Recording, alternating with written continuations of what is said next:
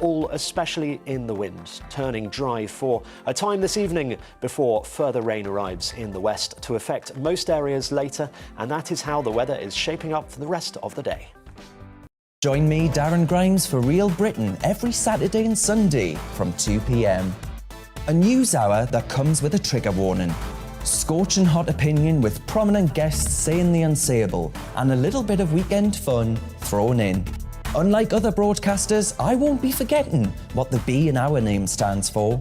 So howie in for Real Britain Saturday and Sunday from 2 p.m.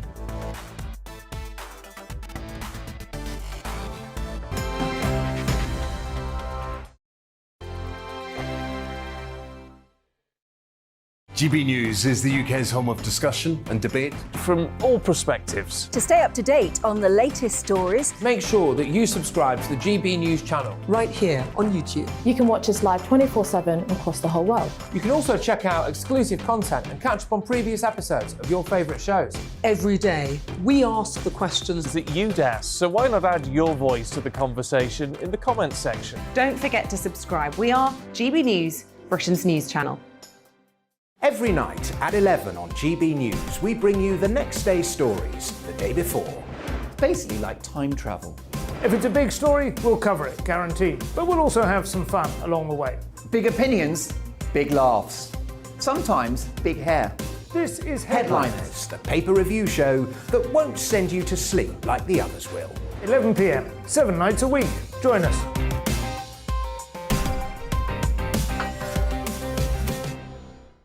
Hello there, I'm Eamon Holmes. And I'm Isabel Webster. And we hope you can join us for Breakfast with Eamon and Isabel. You make me laugh out loud, belly laugh. Is that important first thing in the morning? Yeah, absolutely. And there's me trying to be deadly serious. News is a serious business. Yeah, I have to rein you in sometimes. Well, it doesn't stop us laughing at it. It doesn't stop us having an opinion on what's going on. Yeah. And it certainly will not stop us reflecting what you think. Weekdays from 6 to 9:30 on GB News.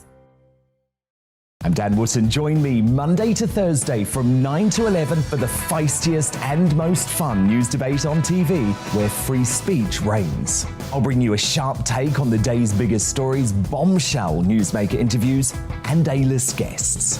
And I guarantee you, no spin, no bias, no censorship, and no reason to go to bed. That's Dan Wootton Tonight, Monday to Thursdays from 9 on GB News.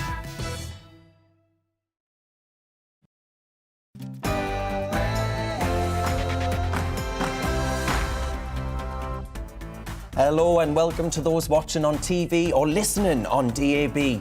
You're tuned in to Real Britain with me, Darren Grimes. Cheers very much for your company. This afternoon we'll be discussing whether or not comedy is dead on telly and if comedy is still actually remotely funny at all in 2022. We'll be going back to basics to find out what the word woke actually means and why we should care.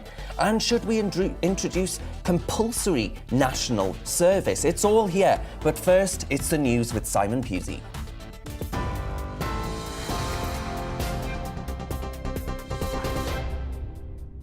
Good afternoon, it's 2:01. I'm Simon Pusey in the GB newsroom. The Prime Minister has warned the omens are grim from Russia and the world can't underestimate what's at stake if the country does invade Ukraine.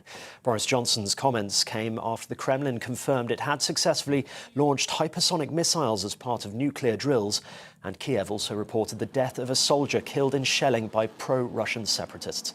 The Prime Minister told the Munich Security Conference it's vital that any violent act of aggression by President Putin fails. If Ukraine is overrun by brute force, I fail to see how a country encompassing nearly 250,000 square miles, the biggest nation in Europe apart from Russia itself, could then be held down and subjugated forever. After a generation of freedom, we're now staring at a generation of bloodshed and misery. I believe that Russia would have absolutely nothing to gain from this catastrophic venture and everything to lose. Also speaking in Munich, US Vice President Kamala Harris said Russia will suffer unprecedented financial costs if it does invade Ukraine. And we will target those who are complicit and those who aid and abet this unprovoked invasion.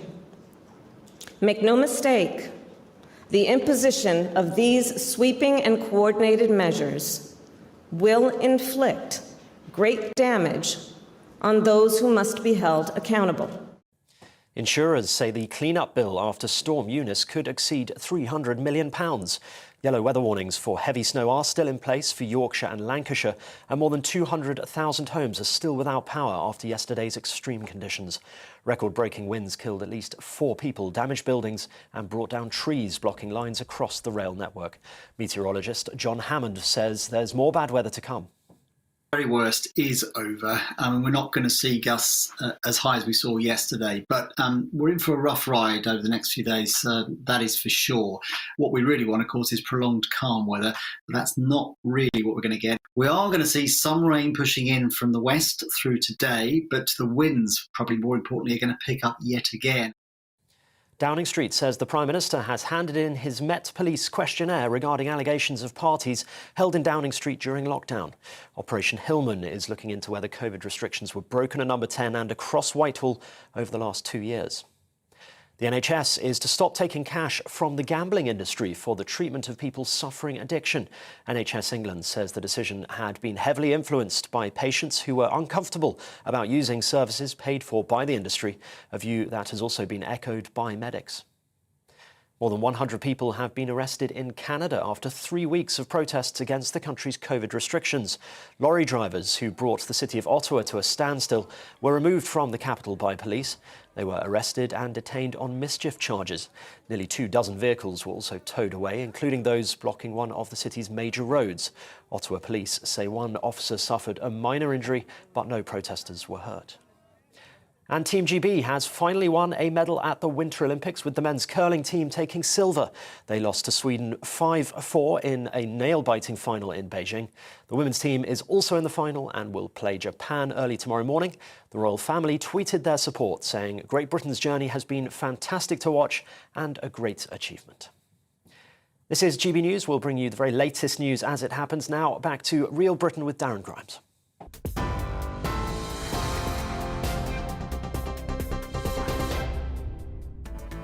Welcome to Real Britain with me, Darren Grimes, where we've got a wide range of topics to discuss in the next hour. Here's what's coming up on the show. We'll be exploring whether or not comedy is still alive and kicking in 2020.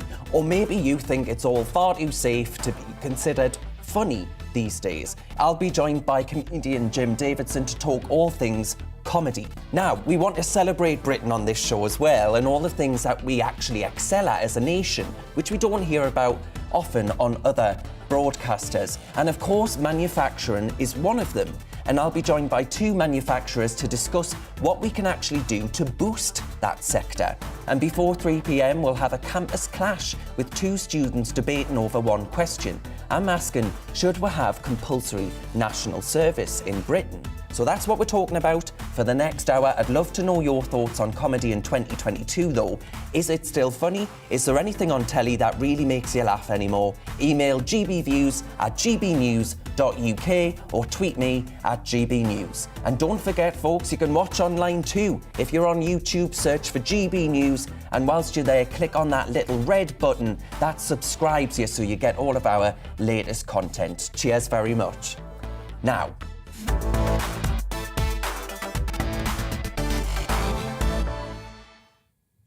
folks, one of the most depressing lines to me that you've no doubt heard yourself goes a little something like this.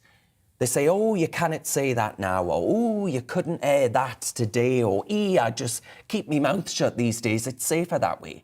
There's been an asphyxiating orthodoxy which has brutally murdered comedy through perpetually offended outrage mobs.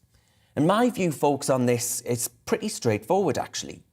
A comedian's right to offend, in my opinion, should be just as sacrosanct as your right not to listen to that comedian's content. However, you don't have a right to argue that your feelings about a joke or a comedian mean that that comedian ought to lose their income, their career, and their platform. To that, I say, folks, get over yourself. In Russia, there was a television drama featuring Vladimir Zelensky, an actor before he became Ukraine's president. This drama was reportedly pulled from telly because of a gag about President Putin. Now, I tell you what, folks, the prospect of war with Russia is actually more amusing to me than the BBC's modern-day attempt at comedy. If you've inflicted upon yourself, have I got news for you, or mock the week at some point over the last decade, you'll have no doubt endured a constant attrition of gags on Brexit, on Boris, or something about how awful the Daily Mail and its readers are. It's a platform now for sneering and scorn directed at we stupid people. Now, you might be thinking, how Grimesy, this show's called Real Britain. Why are you telling us about censorship in Russia and tales of President Putin having an ego that's about as fragile as a bloke with man flu? And it's because, folks, I fear that the levels of censorship are moving towards a more Russian model than we actually care to admit. You hear it in the comedy of Frankie Boyle, right, who made his name in telling sick jokes that caused shock and offence. Nowadays, he frames himself as the self-righteous, uber-woke darling of the BBC's dull-as-ditchwater attempt at comedy. A recent example of why Boyle has ditched his old act could be found in Jimmy Carr's Netflix show. It was actually the most streamed UK stand-up special last year, with 1.7 million views in the 6 days after its release on Christmas Day. Now, Jimmy Carr made a joke about the traveller community and the Holocaust, causing a slew of Canada Goose-clad middle-class activists to stand outside of his gig in Cambridge and demand an apology and extract one from the comedian. It's the reason why we're seeing a censoring of Faulty Towers, with an episode in which Basil mentions the Germans being pulled from UK TV. But they did put it back up with an offensive content and language warning. This is puerile stuff to me. Nearly 2 decades after The Office and Brent first appeared on our telescreens, Ricky Gervais reckons the programme would struggle to get made today because broadcasters are too afraid to take risks. So Billy Connolly, he said that he probably wouldn't make it as a television comedian in today's thin-skinned world of cancel culture. Even comedic whippersnappers like Jack Whitehall have said that they're worried, he's worried, about his old stand-up routines being dug up and used against him. It's killing comedy, folks. Imagine you're the writer of the next smash hit. How long will it be before that smash hit is picked apart by offence archaeologists, your history analysed, your social media posts picked apart? This is all incredibly serious to me because it doesn't just impact comedians.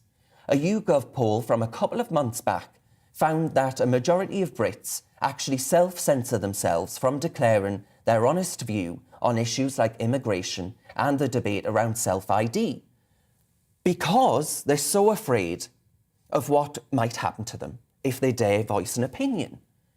When you've got someone like Sally from Sainsbury's or Ivan from IKEA unable to voice their own opinion in a purportedly free and democratic country like our own, then I struggle, frankly, to see how it is that comedy and free expression are safe in modern Britain.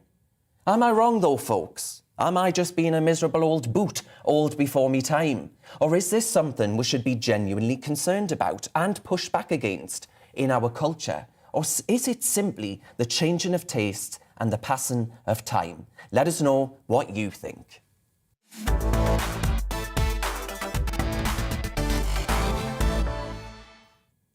Now, this show is all about you and giving a platform to your voice and your views. We've been in Coventry to see how the people in the West Midlands feel about comedy at the moment.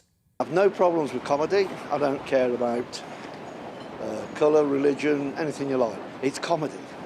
Don't take it serious. It's comedy. When they say a joke, it's not real. It's a joke. You know, laugh at it. Regarding comedy, it was a lot of racism back in the day when we used to watch the comedy, you know.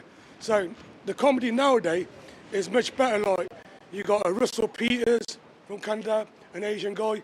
He cheers me up a lot. I don't find it all offensive. It's just like sometimes they go too political and things like that. You know, like people's race and like things like that, and like gays and things like that. It can be a little bit offensive to them, but if you don't want to, in my eyes, if you don't want to listen to it, you shouldn't listen to it. But everyone's got their own point of view. He's great, yeah. I mean, I don't think people should be careful on what they say, because that's what comedy is all about. People should be able to express themselves, but obviously everyone's going to deal with it differently. And you're always going to get the type of people that are going to be offended by it. I guess then people just shouldn't watch it. And get quite political. So, I don't know, that's why I think sometimes you've got to get the jokes and understand it, have a bit of a personality, haven't you? Otherwise, like you say, people take it the wrong way. People in Coventry there giving their thoughts on comedy. Do you think comedy is still funny, though? As always, email me at gbviews@gbnews.uk or tweet us at gbnews. Now, moving on to something we are, I think, quietly brilliant at in Britain. Manufacturing. These jobs are invaluable to the economies of the East and the West Midlands, where we've just been in that clip there, Yorkshire and the Humber, Wales and the North East of England.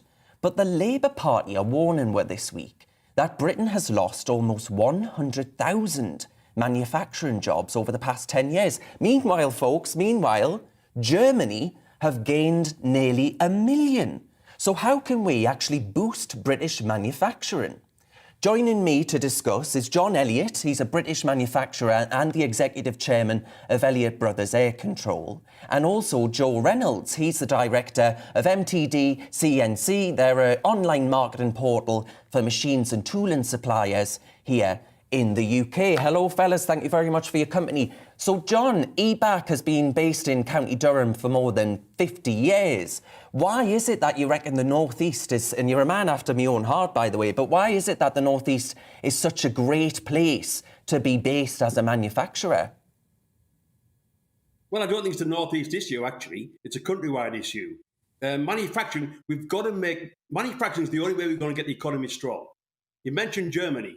Germany have 50% more of their GDP is industrially based than ours. And they've got a surplus. We've got a deficit year after year, which we solve by borrowing money we can never repay. Yeah. Well, yeah, that is a really good point as well. But do you think actually Brexit helps or hinders that making that progress? Well, it should do, but it hasn't yet. And why is that? Are politicians just not getting invested in this as much as you'd like then? I think so, but the pandemic's distorted everything, hasn't it? I mean, I think our political opinion on industry for the last 30 years has been wrong. It's pie in the sky. It's not real. Let's get on the basic things. What do we say about our industrial strategy should be? Train more skills, produce high value-added goods and export it. It's pie in the sky. What we need to do is get the resources we've got now to maximise their output, making the boring things that you and I need every day. Washing machines, motor cars, clothing, all of those things are made in factories. We should do more of it. We should balance the books. And the only way we're going to do that is by manufacturing more. We will never get a strong economy like Germany until we manufacture more in the UK. Joe, do you agree with those sentiments? I mean, most people these days, right, you look on the back of something, a packaging and all the rest of it, and it's made in China. It's not made in Britain as much as it used to be, is it? No, for sure. So it still represents a good portion of our GDP, below 20%, however. But yeah, no, I do agree. I do agree with John. We need to make more. I do think it's always going to be a challenge making plastic toys, for instance, for children, things that are, were currently made in China. But things like washing machines, like John's incredible company do, there's no reason they can't be reshored to the UK. We do have a skill base. We need more. I know the government are doing. To be frank, we're playing catch up. We're talking about 20, 30, 40 years of neglect here to the UK manufacturing sector. But I do think trying to balance it out a bit, I think we're doing some good stuff as well. Kwasi Kwarteng and his team are doing some good things. You look at the North East there, we talk about the Labour Party discuss 100,000 jobs have gone. The North East, I don't know where all these people are going to come from. Every day there seems to be a new, with the Freeport up there seems to be a new company, don't there? Saya this week. £1 billion investment. It's just incredible. Having said that, with the energy going up, things like this, I do think maybe we need to look at some VATs and things like that to try and help UK manufacturing, not just the big companies, but the small companies too. John, as you know, County Durham is a place close to my heart. There are loads of young people up there, though, who are maybe being pushed into going to university and other things when actually they could be doing some fantastic work in apprenticeships and young people getting through doors of businesses like your own. How do we actually move away, do you reckon, from saying right, what you need to do with your life is go to uni, and actually people might be better suited to jobs in manufacturing and the like. Absolutely right. People would develop better by working rather than stopping in education and learning how to do quadratic equations, which they will never, ever use. Most of the important jobs in manufacturing, people learn the skills on the job. We just need the right attitude. We need more people, but the government's got to sort things out. We've got to get one simple rule in mind. We can only spend abroad equal to what we earn abroad. Get rid of the deficit. That's what we've got to focus on. Rather than growing GDP, let's get rid of the deficit. Then we'll make more here, because the only way we'll solve that is making more here. And of course, if you work in the UK, you want UK wages. And if you live in the UK, you pay UK prices. And that's only fair on everybody. Yeah. Joe, do you think we need more FDI then? Do we need more of that foreign direct investment? Or is it a case of the government need to actually incentivise businesses? I know you mentioned free ports there, that's one way they're doing it. But do we actually need to look at lowering taxes and attracting that inward investment in order to actually boost British manufacturing? Is that where we're going wrong? I think it's a bit of everything, isn't it? Yeah, for sure. Foreign investment, I'm not against whatsoever, but we can't do it to a detriment to businesses like John who have done it without that sort of aid. Why? Yeah. Why are you against it? What we need is internal investment. We're good at making motor cars. Every motor car company in this country is foreign owned. Foreign investors come here for one reason, not to help us, to make money, and that money leaves the country. Unfortunately, you can make more money in the UK on the stock market than investing in real businesses. That's got to be changed. That's what government's got to do. So, John, then, do you think that you agree with this idea that the Labour Party have said, I don't know if you saw it this week, where they're actually saying in office they would encourage people to make, buy and actually sell British? You're absolutely right. But look, we're a British manufacturer, but you shouldn't buy our washing machines because they're British made. You've got to buy it because it's the best washing machine for you. That's what we've got to focus on. We've got to make the product right for the customer. Business is here to serve people, not the other way around. Yeah, because the sort of thing, the fear for some people, Joe, more on the sort of pro-market side of politics, might be saying, oh, well, hang on a minute. What can it be doing is picking winners again, going back to sort of a command economy where everything's centrally planned from Westminster and Whitehall. We actually need, as John says there, we need to actually create decent, good products, as EBAC are doing, and then the rest will take care of themselves, essentially, won't they? I think that's number one, isn't it? We make fantastic motor cars. That's a really good example. Aerospace sector here as well, second to none, really, around the world. But we need to make the best things, because I love buying British, but if the product isn't good enough, I won't buy it. So it has to be the best product, and it has to be at a good price as well. Not necessarily the cheapest, but it has to be a competitive price. That's a consumer level. But then what can the government do to bring investment, whether that's inward investment from UK, from overseas? You just need to make it more and more attractive. Free ports are a great place to start. I know we had them before Brexit, but it's fair to say now there's less red tape. The free ports are going to be more than were previously. So yeah, less red tape, more investment, more of everything, really. Hey, I couldn't agree with you more, but could you, in a nutshell, just sort of set out, John, is the UK a manufacturing powerhouse? We've got to be, because it makes commercial sense. We're not better than anyone else, but we're good enough. And we've got to but government's got to intervene. It won't happen without government change. Joe, the same question? Yeah, a very similar answer. I think we're on the path to be honest. A lot of these announcements we've seen in the last 12, 18 months, they're going to take another 12, 18 months to mature. and obviously, the Northeast for your British Volts of the world and all the rest of it, it's going to take a while for that to manifest into the economy. But I think we're on that journey, but we do need a lot more. Perfect, lads. Thank you very much for your time. That's John Elliott, the Executive Chairman of Elliott Brothers Air Control, and Joe Reynolds, the Director of MTD CNC. Thanks for your time. Now, we always celebrate what we're good at here in the UK, here on Real Britain, and manufacturing is certainly, folks, one of those things. You're with GB News on TV and DAB radio. Coming up, we'll be stopping off in our virtual classroom in Back to Basics. Our subject of the day is the word Woke, what does it mean and why should we be bothered about it? But first, let's get an update on the weather.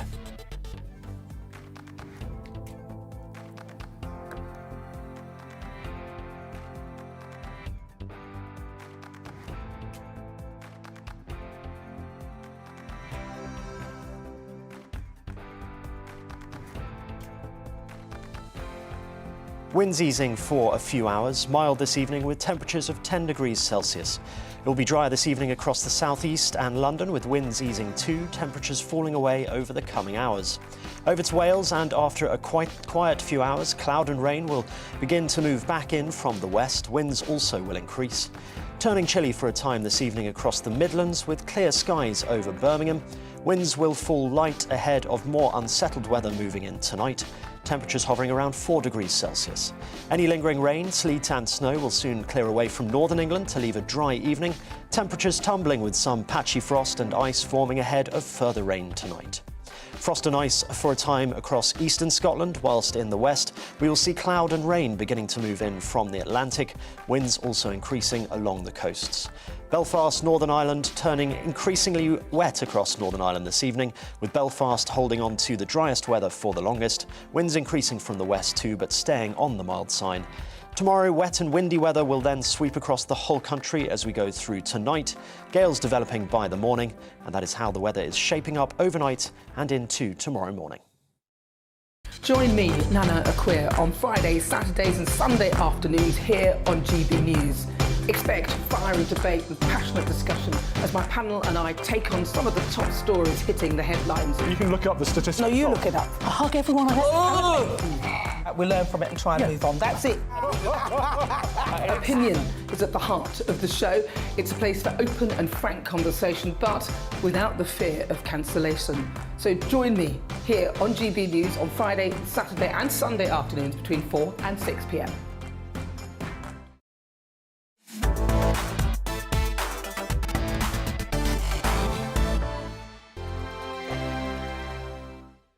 GB News is the UK's home of discussion and debate from all perspectives. To stay up to date on the latest stories, make sure that you subscribe to the GB News channel. Right here on YouTube. You can watch us live 24/7 across the whole world. You can also check out exclusive content and catch up on previous episodes of your favourite shows. Every day, we ask the questions that you'd ask, so why not add your voice to the conversation in the comments section? Don't forget to subscribe. We are GB News, Britain's news channel. Every night at 11 on GB News, we bring you the next day's stories the day before. Basically like time travel. If it's a big story, we'll cover it, guaranteed. But we'll also have some fun along the way. Big opinions, big laughs. Sometimes big hair. This is Headliners, the paper review show that won't send you to sleep like the others will. 11 p.m, 7 nights a week. Join us.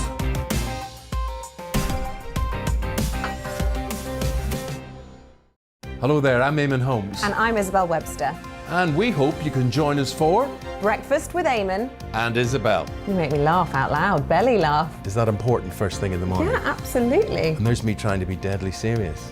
News is a serious business. Yeah, I have to rein you in sometimes. Well, it doesn't stop us laughing at it. It doesn't stop us having an opinion on what's going on. Yeah. And it certainly will not stop us reflecting what you think. Weekdays from 6 to 9:30 on GB News. I'm Dan Wootton. Join me Monday to Thursday from 9 to 11 for the feistiest and most fun news debate on TV, where free speech reigns. I'll bring you a sharp take on the day's biggest stories, bombshell newsmaker interviews, and A-list guests. And I guarantee you, no spin, no bias, no censorship, and no reason to go to bed. That's Dan Wootton Tonight, Monday to Thursdays from 9 on GB News.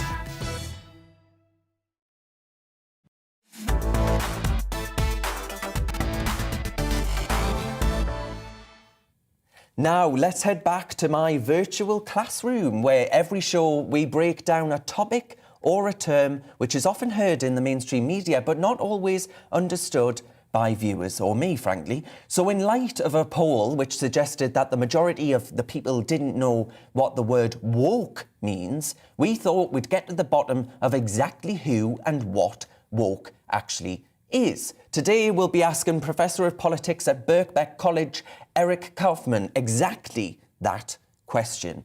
Now, Eric, thank you very much for your time today. It's a word we're hearing more and more, this word woke. But what would you actually, in layman's terms, say it actually means? Well, the one-sentence definition of woke or wokeness is essentially the making sacred of historically marginalized race, gender, and sexual identity groups. So you are making sacred those groups, which means on the one hand, you see these groups as more spiritual and moral than the rest of the population with greater wisdom. On the other hand, more helpless and fragile than the rest of the population. So you are both infantilizing and worshiping these groups.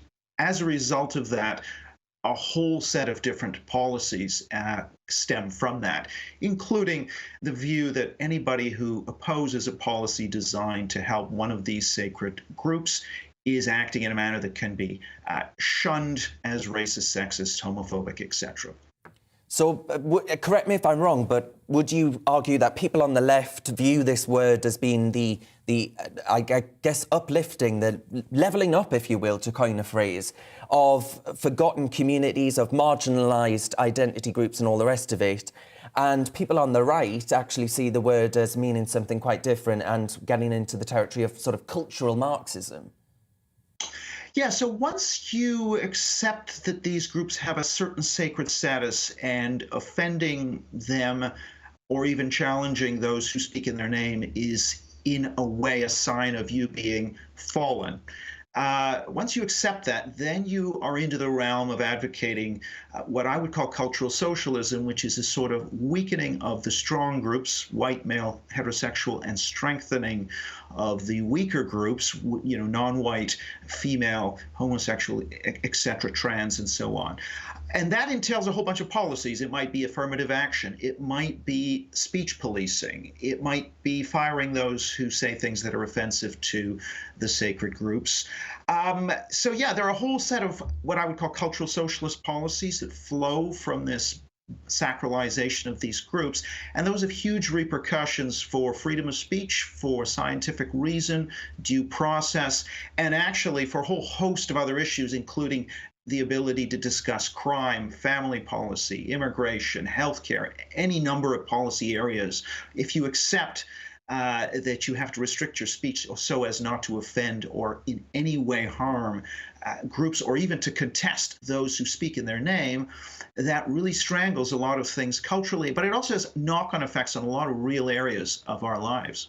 Yes, I see. We see that more and more. I mean, one obvious example would be that the fact that because of fear of being accused of racism, we actually had police groups in this country not investigating things like child sexual abuse and certain, you know, the massive amounts of crime that went on in certain communities in Britain.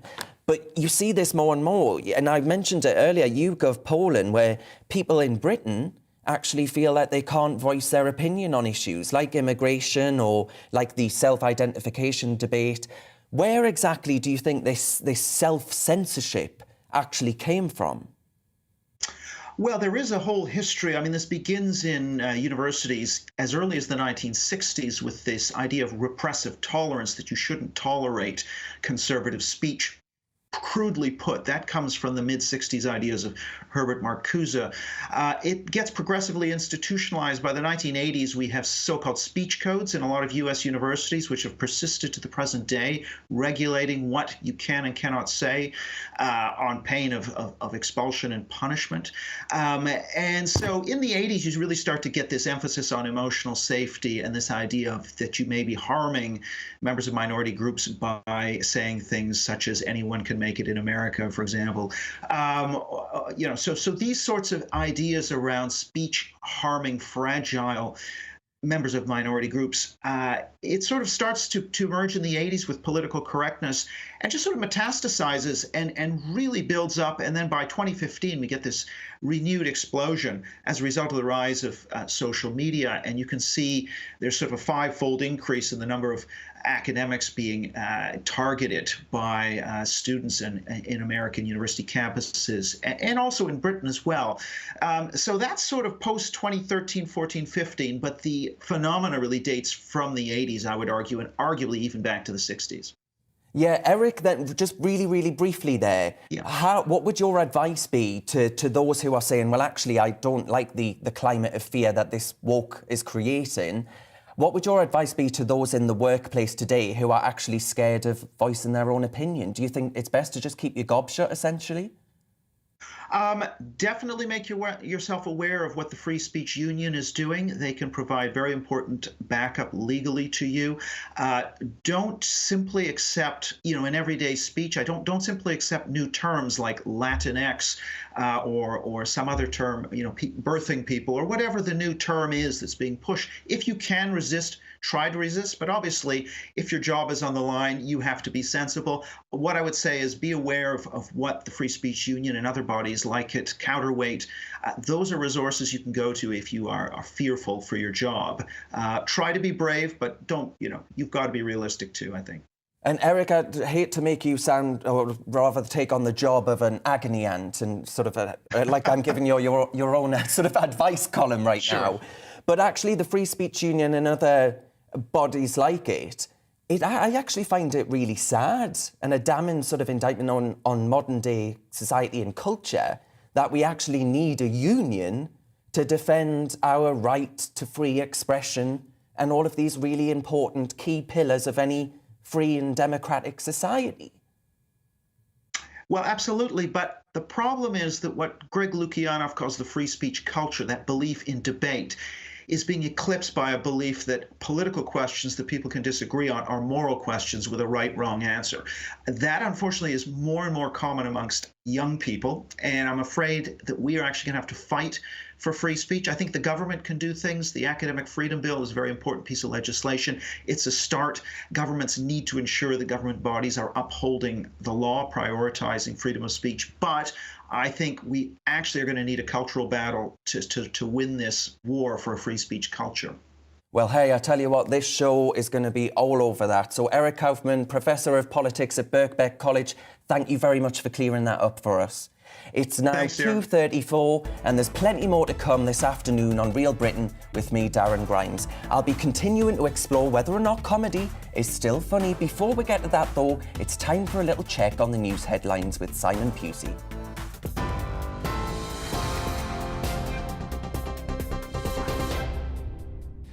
Hello, it's 2:35. I'm Simon Pusey in the GB newsroom. The Prime Minister has told the Munich Security Conference the omens are grim from Russia and the world can't underestimate what's at stake if the country invades Ukraine. His comments came after the Kremlin confirmed it had successfully launched hypersonic missiles as part of nuclear drills. And Kiev reported the death of a soldier killed in shelling by pro-Russian separatists. If Ukraine is overrun by brute force, I fail to see how a country encompassing nearly 250,000 square miles, the biggest nation in Europe apart from Russia itself, could then be held down and subjugated forever. After a generation of freedom, we're now staring at a generation of bloodshed and misery. I believe that Russia would have absolutely nothing to gain from this catastrophic venture and everything to lose.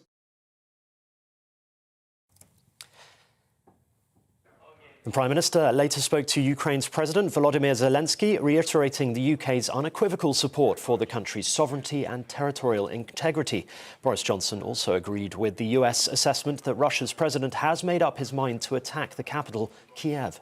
I think that certainly things are in motion, but the question is whether it can all be pulled back and whether the president of Russia is still able to call this operation off. I think that possibility must logically still exist, and therefore I think it's absolutely vital that we have a path of dialogue.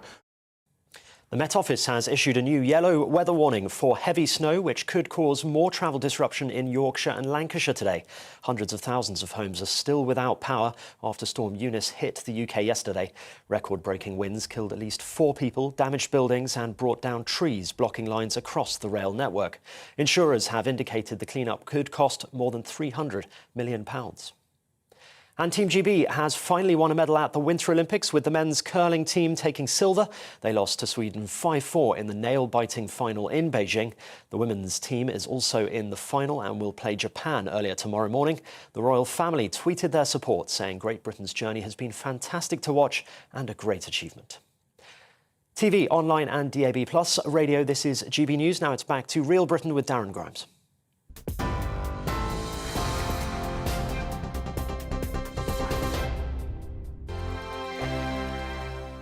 GB News is the UK's home of discussion and debate from all perspectives. To stay up to date on the latest stories, make sure that you subscribe to the GB News channel right here on YouTube. You can watch us live 24/7 across the whole world. You can also check out exclusive content and catch up on previous episodes of your favourite shows.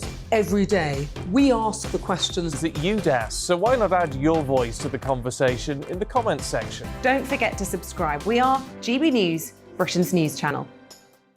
Every night at 11 on GB News, we bring you the next day's stories the day before. Basically like time travel.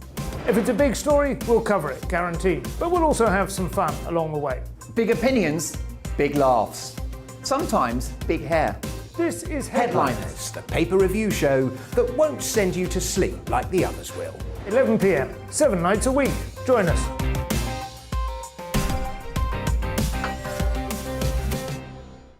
Hello there, I'm Eamon Holmes. And I'm Isabel Webster. And we hope you can join us for Breakfast with Eamon and Isabel. You make me laugh out loud, belly laugh. Is that important first thing in the morning? Yeah, absolutely. And there's me trying to be deadly serious. News is a serious business. Yeah, I have to rein you in sometimes. Well, it doesn't stop us laughing at it. It doesn't stop us having an opinion on what's going on. Yeah. And it certainly will not stop us reflecting what you think. Weekdays from 6 to 9:30 on GB News. I'm Dan Wootton. Join me Monday to Thursday from 9 to 11 for the feistiest and most fun news debate on TV, where free speech reigns. I'll bring you a sharp take on the day's biggest stories, bombshell newsmaker interviews, and A-list guests. And I guarantee you, no spin, no bias, no censorship, and no reason to go to bed. That's Dan Wootton Tonight, Monday to Thursdays from 9 on GB News.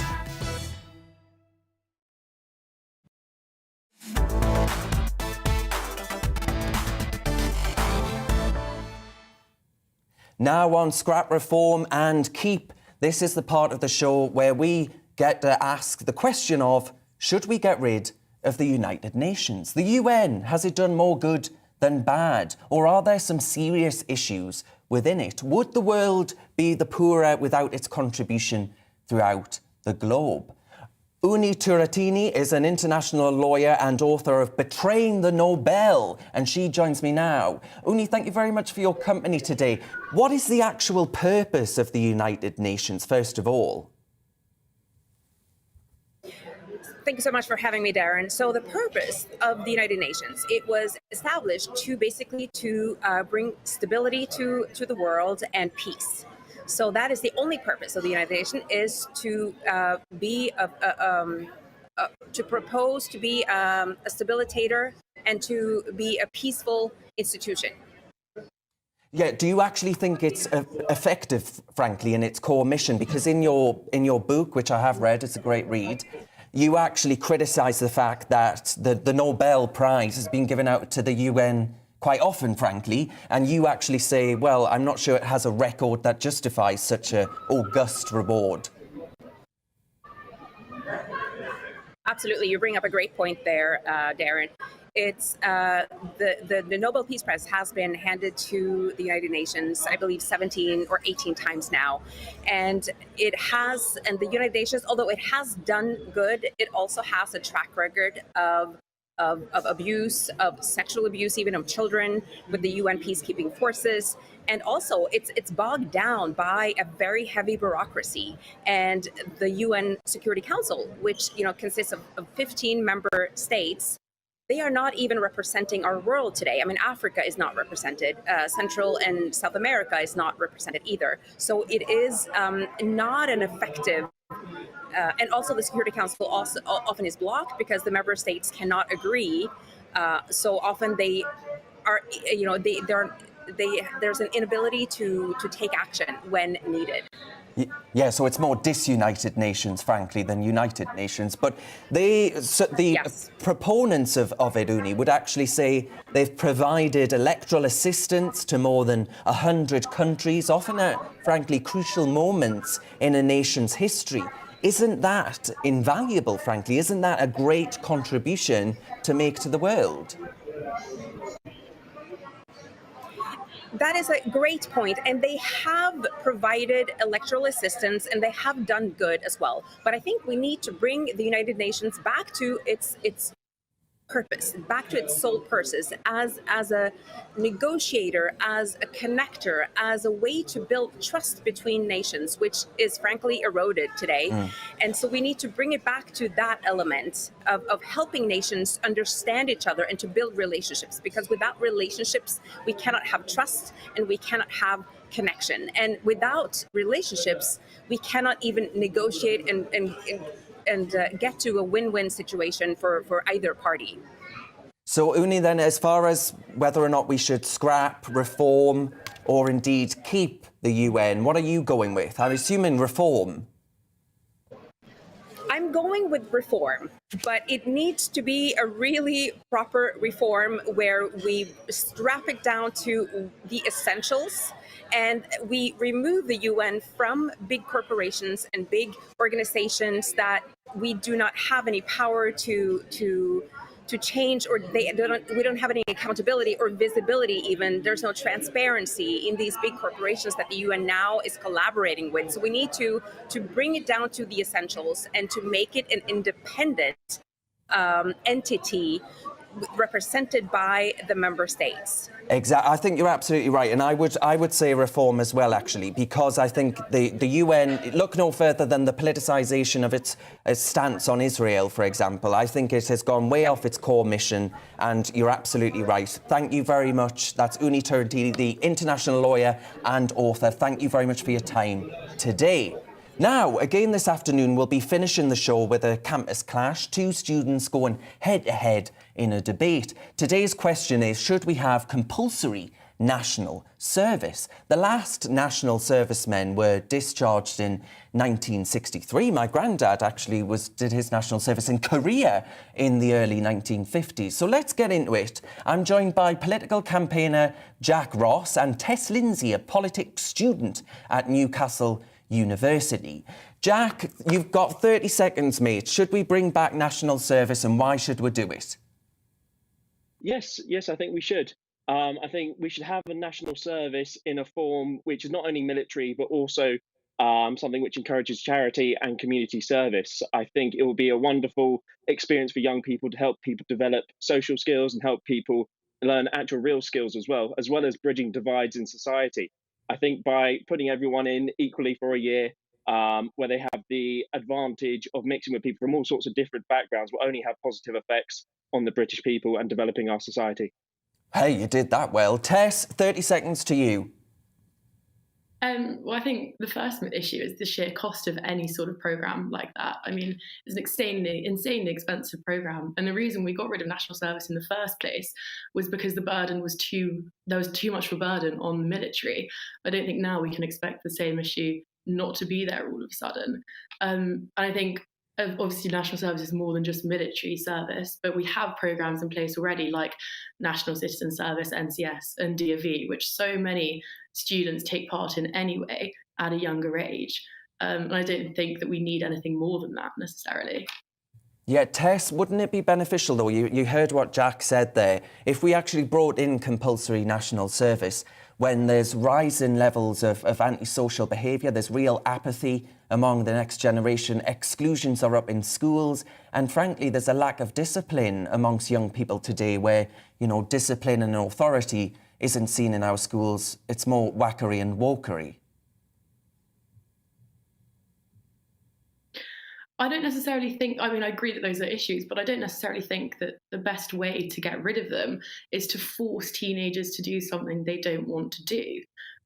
Everyone knows it's difficult enough to get teenagers to look after themselves and clean their own bedrooms, let alone be forced into doing another thing on top of all of their schoolwork or post-schoolwork they have to do. I don't think it's reasonable, and I don't think it's particularly feasible either. Well, Jack, you've heard Tessa's point there. Basically, would you, mate, if we were to bring it in right now, would you actually be up for doing national service and going out and serving with the military? I don't know, being put in Ukraine, for example. A lot of people might be saying, well, put your money where your mouth is, Jack. Well, certainly, I think, yeah. I think one of the key distinctions with national service is if we had a government-enforced one as such, is it would have to be, people would have to volunteer to go to combat zones. You couldn't just make everyone go, and there has to be the options of doing non-combat roles as well. But yeah, no, I would certainly volunteer. Joining the army is something I've always been interested in doing myself too. And going back to Tessa's point about the cost, I think we do have enough money in this country to be able to afford it. The government spent £37 billion on a failed track and trace scheme. We pay £5 million a day to house illegal migrants in 3- and 4-star hotels. There's an undoubted amount of money which could be channeled into this, which would massively benefit the country. And in regards to, in terms of children being made to do this or young people being made to do this, we make kids go to school for 14 years of their life. For the last 2 years, we've made young people stay at home, locked down, or not have proper university education. So, this is actually a year where, yes, the government is telling people to do something, but in a positive format. You mentioned as well about the crime rate going on at the moment. There's currently 25,000 young people under 30 in prison. There was 30 young people stabbed to death in London alone last year. And so I think we have a massive, as you said, disenfranchisement of the youth, and this would just do wonders in terms of bringing people together and reigniting their faith in the country and letting them give back to the country as well. Tess, you mentioned a few schemes there that the United Kingdom already allows young people to take part in. What else would you like to see from policymakers, for example, maybe others as well, to actually ensure that the next generation, who are regarded as actually being disrespectful, certainly by older generations, how would you actually ensure that you instill the values that Jack's talking about that we all once as a nation got from national service? How would you go about instilling such values to the next generation? Well, I think, as it's been proven time and time again, and we all know that the earlier you learn certain values and morals, the more ingrained within you they become. I don't think we need to wait until kids are out of school, until they're 14, 16 or 18 to teach them those morals. Why not implement something when children are much younger? As you said, Jack, we all have to go to school. So why not introduce something when people are in school to teach them the morals and the values of a citizen of the United Kingdom? Why wait until they're 18 when they won't be ingrained as they could be? Yeah, Jack, Tess there saying that actually let's not disrupt, frankly, the education of the people currently in our schools who we want to go on to have fruitful careers and all of the rest of it. Yeah, well, I think that's a fair point. But again, I think when you have people putting schemes in schools, you have current programs where people volunteer for an hour or two a week. But I don't think that's enough in terms to develop someone's character. I think really for young people to learn skills, to give back to the community and do a proper job, you'd really need something a bit more intense, which I just don't think people would have the time to do in school. And in terms of, it might delay them going to university, for example, for a year or getting a job. National service is paid. It teaches you skills. It can even give you education and qualifications as well. And I think it will really reach out to those who are disenfranchised in society or perhaps left behind, and give those people who maybe weren't that good at succeeding in school or didn't have a chance to prove themselves from a young age an opportunity to show what they're made of and show that society shouldn't just disregard them, and they should be, included as valued members of society as well. Well, interesting stuff. That was our Campus Clash. Tess Lindsay and Jack Ross, thank you very much for your time today. Now, today's big guest, we're actually discussing cancel culture and whether or not comedy is dead. We heard from the people there earlier about what they think in Britain, comedy being stifled, frankly. And the star of the BBC Two's The MASH report, Steve N. Allen, joins me now to actually discuss this and get to the heart of what it is that we were talking about earlier. Steve, thank you very much for your time. We've also got the comedian Jim Davidson, who's on the phone. He was meant to be coming in, but he's been cancelled by the traffic, unfortunately. Hiya, Jim. Now, Steve, could we start with you? Can you actually sum up comedy in 2022? Because, I've been looking through Jim's record, for example, right? I remember Jim being on the box when I was a kid. No offence, Jim, I don't mean to make you feel ancient, mate. But he was he was actually left out of the One Show's Generation Game tribute, for example. The BBC has massively changed its comedic output. Do you think that's for the better? Not necessarily, especially if you're just looking at the BBC. I think comedy these days, it's very easy to start complaining about how it's not what it used to be. But that might be fine. Comedy 50 years before whatever comedy you enjoyed was also different. Comedy always changes. I think it's a separate issue to talk about the idea of removing someone from the history of a show for some reason. That's got a political issue. If they weren't including Jim in a roundup of the successful years of a show, that's just wrong. That's not about comedy. That's just a decision. But comedy is still funny. It's really easy to think it's not funny. But you know what? Even I've started to reach the age where I realise comedy that I used to laugh at in my 20s still makes me laugh. But that doesn't mean I need to presume people in their 20s would enjoy it now. Comedy moves. If it didn't move, imagine how miserable it would be if comedy was stifled forever. Well, I mean, speaking of comedy moving across, Jimmy Carr was condemned for making a joke about the traveller community and the Holocaust, and the Culture Secretary, Nadine Dorries, has actually said new laws could be introduced to punish these streaming sites which air such material. Do you not... I'm a bit worried about this censorship, mate, frankly, in comedy. Are you as well? Who, me? Oh, yeah. Well, seeing as I own a streaming site called Ustream, we all sat round and scratched our heads and said, we better tell Jim to belt up. Well, no, why do you think I'm asking you? Oh, well, I didn't know you knew. Oh, no, I think, well, first of all, Jimmy Carr knows what he was getting himself into. It wouldn't be a joke that I would do. Or if I wanted to cause some controversy and get myself back on the front pages of the paper over the years, then maybe I would. But I agree that comedy does move on. Music moves on. And, you know, 40 years ago, I was telling jokes to the people, and some of the time I'm still telling them the same jokes. But those people have stuck with me. They like that sense of humour, so that's where they have stuck. They don't want to see, you know, Michael McIntyre or Jimmy Carr. They want to laugh at the comedy that used to make them laugh. And that is what I based my Ustream streaming channel on. The fact that there is an audience out there that want to laugh the way they used to. But there's a big audience out there that don't want to laugh at that at all. Fine, we've got an on and off button. Yeah, well, yeah, I completely agree with that and those sentiments entirely. But going back to that point there where the One Show didn't include you in their Generation Game tribute, does it bother you that you've essentially been sort of erased from the BBC's celebrated timeline? It doesn't bother me personally, but it just makes me think, what are the BBC up to? I did it for 4 more years than Larry Grayson.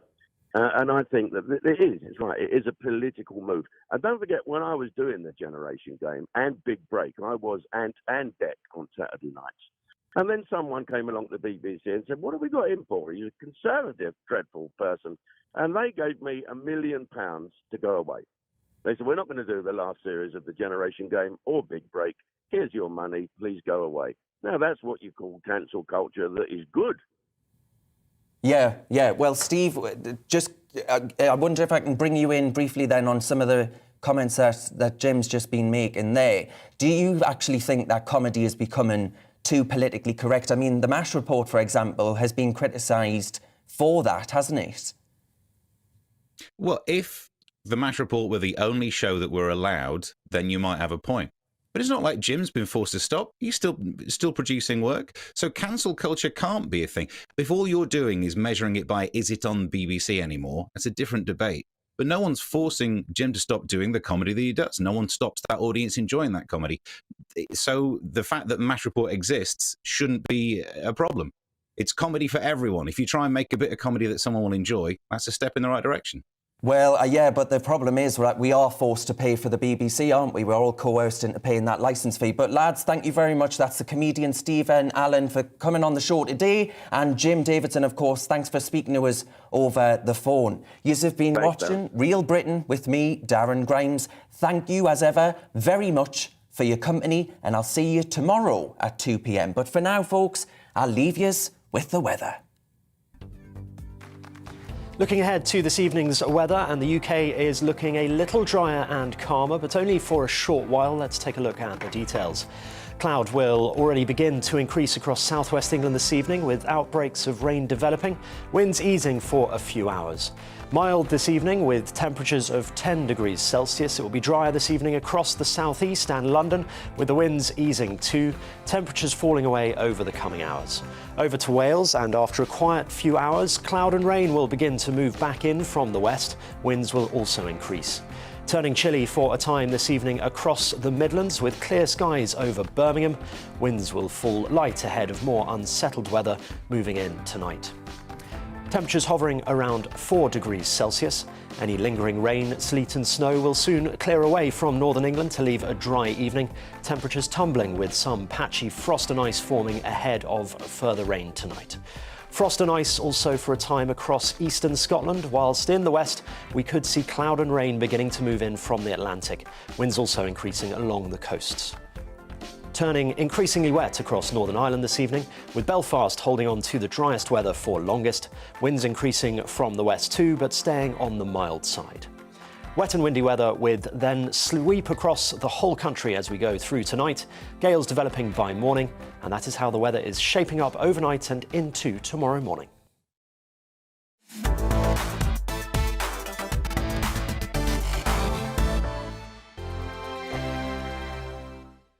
GB News is the UK's home of discussion and debate from all perspectives. To stay up to date on the latest stories, make sure that you subscribe to the GB News channel right here on YouTube. You can watch us live 24/7 across the whole world. You can also check out exclusive content and catch up on previous episodes of your favourite shows. Every day, we ask the questions that you'd ask, so why not add your voice to the conversation in the comments section? Don't forget to subscribe. We are GB News, Britain's news channel.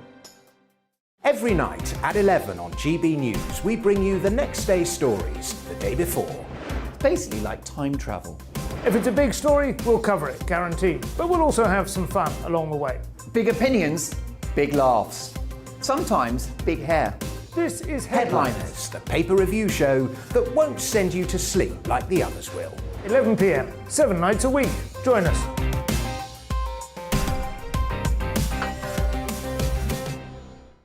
Hello there, I'm Eamon Holmes. And I'm Isabel Webster. And we hope you can join us for Breakfast with Eamon and Isabel. You make me laugh out loud, belly laugh.